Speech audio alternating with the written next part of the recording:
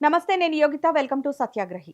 మన రాష్ట్రంలో ముఖ్యంగా రాజధాని హైదరాబాద్లో అత్యంత వివాదాస్పదంగా విస్తృతంగా చర్చనీయాంశంగా మారిన ఒక కీలకమైన విషయం గురించి మాట్లాడుకుందాం.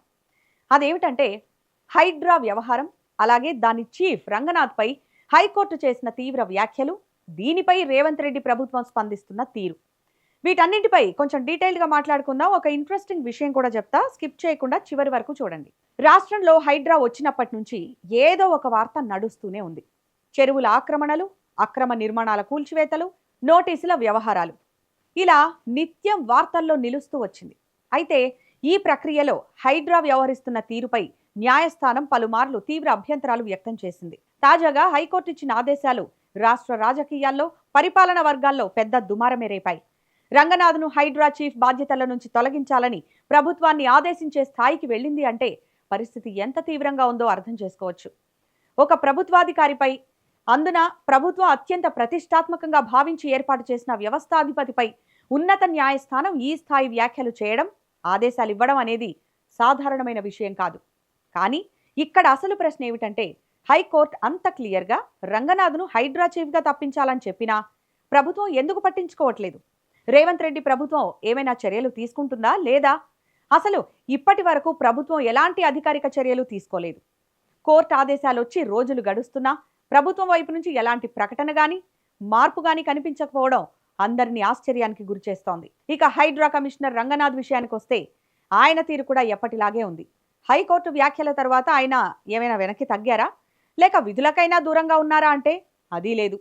బుధవారం సాయంత్రం కూడా ఆయన నేరుగా కుకట్పల్లిలోని రంగధాముని చెరువు వద్దకు వెళ్లారు.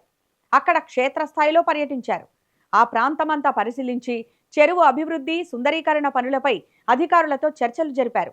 అంటే ఒకవైపు కోర్టు ఆదేశాలున్నా రంగనాథ్ చేసింది తప్పు అని కోర్టు చెప్పినా ఆయన మాత్రం తన పని తాను ఎప్పటిలాగే చేసుకుపోతున్నారు. దీంతో ఇప్పుడు ప్రజల్లో, న్యాయ నిపుణుల్లో, రాజకీయ వర్గాల్లో అనేక అనుమానాలు, ప్రశ్నలు తలెత్తుతున్నాయి. అసలు హైకోర్టు ఆదేశాలను ప్రభుత్వం పట్టించుకోదా?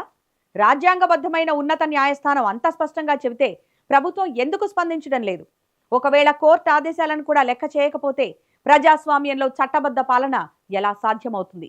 ఈ వ్యవహారంలో ప్రధానంగా వినిపిస్తున్న ఆరోపణ ఏమిటంటే, రంగనాథ్ దాదాపు 63 సార్లు కోర్టు ధిక్కరణకు పాల్పడ్డారంటూ హైకోర్టే తీవ్రంగా మండిపడింది. ఒక ప్రభుత్వ అధికారిపై 60కి పైగా కోర్టు ఆదేశాల ధిక్కరణ అంశాలు చర్చకు రావడం చిన్న విషయం కాదు. చట్ట ప్రకారం నడుచుకోవాల్సిన అధికారులు కోర్టు ఇచ్చిన స్టే ఉత్తర్వులను లేదా నోటీసుల ప్రక్రియను విస్మరించి నిర్ణయాలు తీసుకున్నారనే విమర్శలు వెల్లువెత్తాయి. ఇన్నిసార్లు న్యాయస్థానాలు హెచ్చరించినా ప్రభుత్వం ఆయన్ను సమర్థిస్తూ వెనకేసుకొస్తోందా అనే ప్రశ్నలు వస్తున్నాయి. ప్రతిపక్షాలు కూడా ఈ అంశంపై రేవంత్ ప్రభుత్వంపై విరుచుకుపడుతున్నాయి.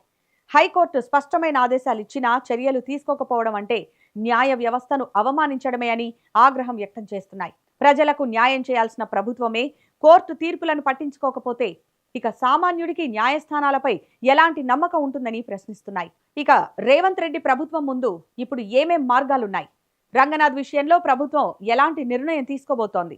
కోర్టు ఆదేశాలను గౌరవించి ఆయనను ఆ బాధ్యతల నుంచి తప్పించి వేరే అధికారికి బాధ్యతలు అప్పగిస్తుందా, లేదా హైకోర్టు ఇచ్చిన ఉత్తర్వులపై అప్పీలుకు వెళ్లి న్యాయ పోరాటం చేస్తుందా, లేదా ఈ విషయాన్ని ఇలాగే హోల్డ్లో ఉంచి కాలయాపన చేస్తుందా అన్న ప్రశ్నలకు సమాధానం రావాల్సి ఉంది. ఏది ఏమైనా ప్రభుత్వాలు చట్ట పరిధిలో నిబంధనలకు లోబడి పనిచేయాలనేది ప్రాథమిక సూత్రం. కాకపోతే రేవంత్ ప్రభుత్వం రూల్స్ను, కోర్టు ఆదేశాలను పాటిస్తుందా లేదా అన్నదే చూడాలి.